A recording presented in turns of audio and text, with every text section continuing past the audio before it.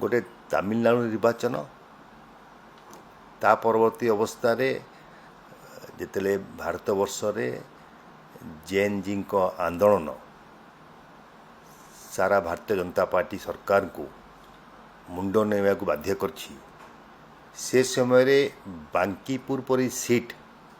एवं बिहार रे सद्य भारतीय जनता पार्टी सरकार को आसी एवं एक नुआ राजनीतिक दलर प्रमुख सेठी निर्वाचन लड़ुले एवं तांकर मुद्दा थिला जे यूपी बिहार रे आउ कास्ट पॉलिटिक्स नहीं एठी लोक माने चाहूछंती एजुकेशन एम्पावरमेंट आगु बढ़िया पे जीवा दादन खटिया को जीवे नहीं एठी तांक पे रोजगार सुविधा करा जीवो एवं गोटे सिंगल सीट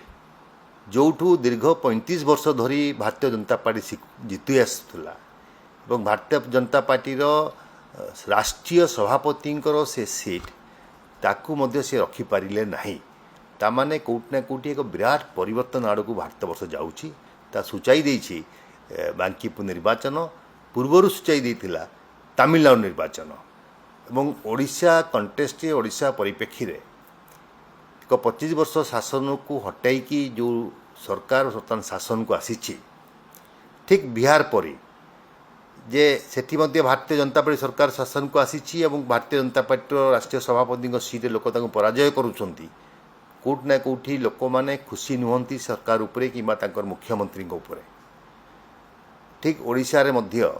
2 वर्ष भितर सरकार केवल रंग मारिया कार्यक्रम करिसेंती एवं 2 वर्ष भितर अस्थिरता बढ़ी जाइछि करप्शन बढ़ी जाइछि नारी निर्यातना बढ़ी जाइछि से समय रे ओडिया पिलांको पाठ पढ़िया बही रे हजार हजार भूल सूचाई दूची सरकार अपरागता को ए समय रे एक नुआ संभावना नहीं ओडिशा जनता कांग्रेस पार्टी जो मुद्दारे लोकों पाखु आसीछि जो इश्यू नहीं कि आम लोकों पाखु जाऊछु जे youth empowerment youth education Odisha रे नारी मारन को सुरक्षा एवं ओडिशा को एक नंबर 1 स्टेट तैयारी करिया पे हेले एटी शिक्षार अग्रगति हवा दरकार रोजगार अग्रगति हवा दरकार एथिरे जो परि भाव रे लोक माने आम सहित जोड़ी होउछंती आमर मनोबल दृढ़ कर देछि बांकीपुर निर्वाचन जे आगो को मध्य किछि परिवर्तन हो पारे तेणु मु आशा करी जे ओडिशार जनसाधारण ओडिशार युवक माने ओडिशा को अग्रपथरे नवा पाई मिथ्या प्रलोभन प्रलोभित न हो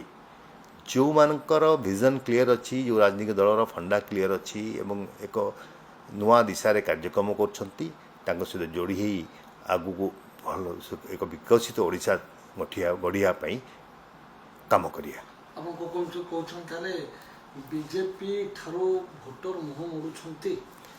ता सूचाई दउछि आपनको ए जे भात हांडरू गोटे चिपिला परी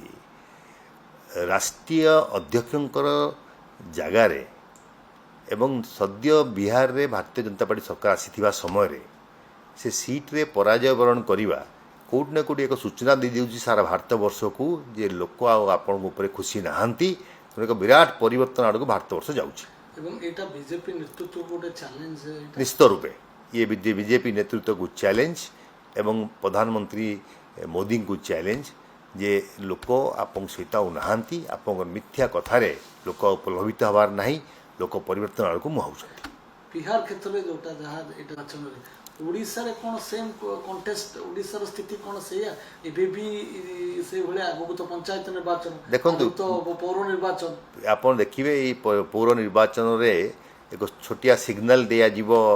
लोकों द्वारा दिया जीवो एवं परवर्ती अवस्था रे परिवर्तन आड़ को ओडिशा मुहाइबो ओडिशा आ से दादन खटिबा स्टेज नहांती ओडिया लोक आ जहाँ कहिबे आपण मानि नेबे से समय नाही आ ओडिशा रे तेणु एक विराट परिवर्तन आड़ को ओडिशा मध्य मुहाउछि ओडिशा रे मध्य बीजेपी आड़ मुह फेरेबे भोटर ना फेरेबा आरंभ कर सारलेनी फेरेबा आरंभ कर सारलेनी एवं ताहा प्रतिफलित होउछि विभिन्न कार्यक्रम माध्यम रे कि लोक आ नहांती मंत्री एम विधायकों सहित जो माने केवल मध्य पेशा कर दैछंती कि केमती लुट तराज करिवे सरकार आछंती एवं ता देहरे लोक वितस्तुत हेलेनी एवं आमे सारा ओडिशा गस्त करूछु लोकों पल्स जानी पारुछु एक बात्या जाइछि पहर दिन एवं ए जो सॉरी बन्या जो जाइछि ଏଥିରେ ମଧ୍ୟ ସରକାରଙ୍କ ବିଫଳତା ସାମ୍ନାକୁ ଆସି ସରକାର ନିଜକୁ ପ୍ରସ୍ତୁତ କରି ରଖିପାରିନଥିଲେ ଏବଂ ସରକାର ଯେହେତୁ ପ୍ରସ୍ତୁତ ନଥିଲେ ବିଭିନ୍ନ ଅଞ୍ଚଳରେ ଘାଇ ସୃଷ୍ଟି ହୋଇଛି, ଲୋକଙ୍କ ପାଖରେ ରିଲିଫ୍ ପହଞ୍ଚି ପାରିନଥିଲା। ଆମେ ରିଲିଫ୍ ନେଇ ପହଞ୍ଚୁଛୁ ଲୋକଙ୍କ ପାଖରେ, ଲୋକ କହୁଛନ୍ତି ଯେ ସରକାରୀ କୌଣସି ପ୍ରଶାସନିକ ଅଧିକାରୀ ଏଠି ଆସିନାହାନ୍ତି। ତାମାନେ କେଉଁଠି ନା କେଉଁଠି ଗୋଟେ ସରକାରଙ୍କ ଭିତରେ ଗୋଟେ ଗ୍ୟାପ୍ ରହୁଛି, ଆଡମିନିଷ୍ଟ୍ରେସନ୍ ଆଉ ସରକାର ଭିତରେ କାମ ହେଇପାରୁନାହିଁ। ତା ପ୍ରତିଫଳିତ ହେଉଛି ଗ୍ରାଉଣ୍ଡରେ ଏବଂ ଏହା ପ୍ରତିଫଳିତ ହେବ ଆଗାମୀ ପୌର ନିର୍ବାଚନରେ। ଆଞ୍ଚଳିକ ଦଳ କେତେ ଫାଇଦା ନେବ ଭାବୁଛନ୍ତି? ଲୋକମାନଙ୍କର ଆସ୍ଥା ପୁନଶ୍ଚ ଆପଣ ଦେଖନ୍ତୁ, ତାମିଲନାଡୁରେ ସେୟା ରହିଥିଲା, ବର୍ତ୍ତମାନ ବିହାରରେ ମଧ୍ୟ ଗୋଟିଏ ସିଟ୍ ସୂଚାଇ ଦେଲା ଯେ ଗୋଟେ ନୂଆ ଆଞ୍ଚଳିକ ଦଳକୁ ଯେଉଁଠି ନିର୍ବାଚିତ କରୁଛନ୍ତି ସେମାନେ ଏକ ମୂଲ୍ୟବାନ ଜାଗାରେ, ତାହେଲେ କେଉଁଠି ନା କେଉଁଠି ସାଧାରଣ ଲୋକ ଚାହୁଁଛନ୍ତି ଯେ ଯିଏ ଆମକୁ କ୍ଲିଅର କଟ୍ କଥା କହୁଛି, ଯିଏ କାଷ୍ଟ ପଲିଟିକ୍ସରେ ନାହିଁ, ଡେଭଲପମେଣ୍ଟ ଚିନ୍ତା କରୁଛନ୍ତି, ଆମେ ସେଇ ଦଳ ସହିତ ରହିବୁ ଯେଉଁ ଦଳର କ୍ଲିଅରିଟି ଅଛି। ଏବଂ ମୁଁ ଆଶା କରୁଛି